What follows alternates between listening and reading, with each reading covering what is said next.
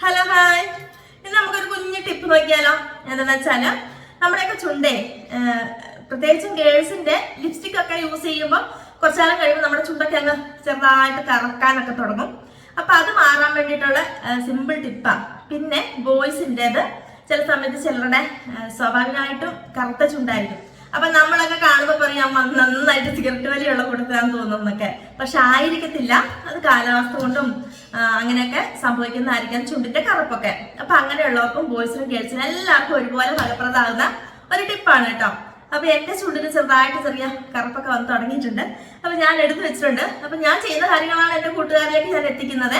അറിയാത്തവരുണ്ടെങ്കിൽ maximum share ചെയ്ത് കൊടുക്കുക, ചെയ്തു നോക്കുക. അറിയുന്നവരുണ്ടെങ്കിൽ ക്ഷമിക്കുക കേട്ടോ. സിമ്പിൾ ആണ്, വേറെ ഒന്നുമല്ല. നമ്മുടെ നെയ്യ് നമ്മൾ രാത്രി കിടക്കാൻ നേരത്ത് കുറച്ചെടുത്തിട്ട് ചുണ്ടിൽ തേച്ച് കൊടുക്കുക, നന്നായിട്ടൊരു മസാജ് കൊടുക്കുക. അങ്ങനെ ഒരു 7 ദിവസമൊക്കെ ചെയ്ത് കഴിയുമ്പോൾ നല്ല മാറ്റം ഉണ്ടാവും. ഞാനിത് കുറച്ച് തേനും കൂടെ മിക്സ് ചെയ്തിട്ടാണ് എടുക്കുന്നത്. തേനും നല്ലതാ, ചുണ്ടിൽ നല്ല എന്താ പറയുക, ചുണ്ടിന്റെ വിണ്ടുകീറലും നല്ലൊരു സോഫ്റ്റ്നെസ് കിട്ടും. അപ്പം ശകലം തേനും നെയ്യും കൂടെ ആണെങ്കിൽ നല്ലതാണ്. നെയ്യ് മാത്രമാണെങ്കിലും മതി കേട്ടോ.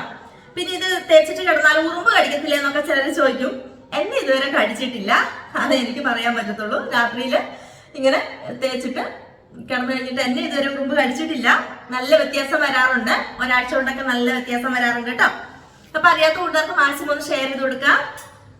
അപ്പൊ നാളെ നല്ലൊരു വീഡിയോ ആയിട്ട് വീണ്ടും വരാം.